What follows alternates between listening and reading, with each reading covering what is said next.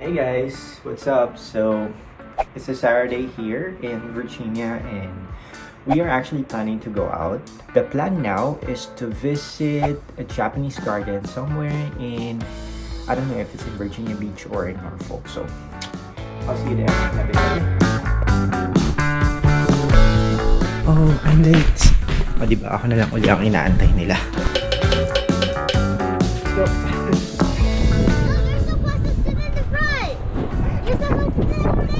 Okay, fine.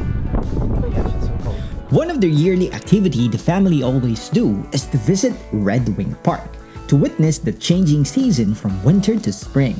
At syempre, ang highlight of this place are the beautiful cherry blossoms trees. Unfortunately, my sister wouldn't be able to see it this time around, for she's still busy training in another state during our visit. Okay, we're here. So we're here at what's the park? What? Cherry Blossom Park? Yes. Is that the name of the park? Oh my gosh, it's cold. Red Wing Park is just 30 minutes away from the house, kaya mabilis lang din ang biyahe. It's going to be my first time seeing this place, and honestly, the first time as well to be seeing a bunch of Sakura Tree. Kaya excited din ako. April is the best time to visit Red Wing Park dahil during this time ay ginaganap din ang Cherry Blossoms Festival. Kaya expected ko na din na madaming tao on our arrival. Inside the park are different gardens, and one we visited is the Mizuyaki Japanese Garden. So we're now here at the Mizuyaki Garden. So kasi start na ng spring kaya meron ng mga cherry blossoms tree. But recently kasi umulan, so we're not sure if the tree is already like sobrang ganda ng mga puno. I think naglagas sila for a few days, but yeah, we're actually going to see it.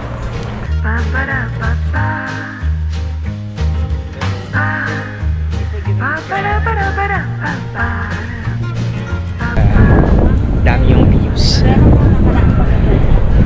Ayan. Ano yan, ma? Yung nakaraan maganda. Ayan. So, Kasi umulan. umulan daw kasi. Kaya ganyan yung itsura. So, nalaglag yung mga leaves. Ay, yung mga flower. Siguro next time pagbalik natin dito, mas maganda na yung itsura. Yan. Tsaka nabawasan yung The 97-acre park is located off of General Booth Boulevard and is one of the best places in Virginia to bring your dogs, kids, as well as the whole family.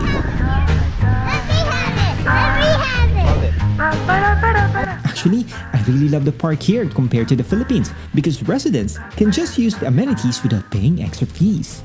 What are you eating? Candy guava. Like walking up this. The park is open from 7:30 a.m. till sunset. This huge place have 5 picnic shelters with charcoal grills, a huge court for tennis, pickleball, basketball, and volleyball. You can also play handball here. There are also 2 playground areas for the kids and a fenced dog park as well. At syempre, a very huge open fields where you can just run and do whatever thing you like. Pero teka, hanap muna tayo ng comfort room. Okay guys, so that was a relief. Really tayo. Let's go back.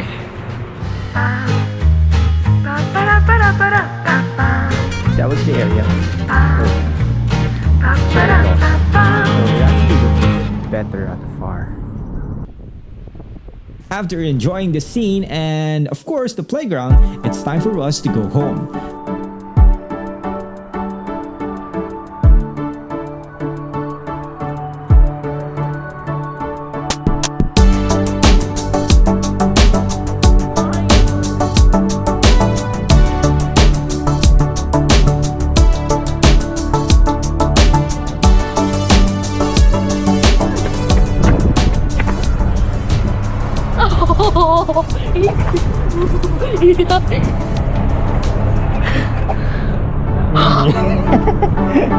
Before heading home, we decided to drop by to this Filipino restaurant called Isang restaurant lang ba to? Medyo nagkikrave kasi kami ng lumpia at samkakanin.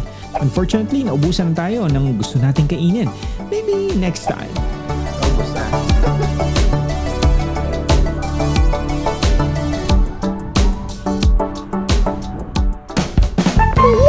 next episode, we will be celebrating my niece's birthday and one of her requests is to visit a trampoline park. Kaya get ready to jump dahil mapapagod talaga tayo on the next episode here in Nognog in the City.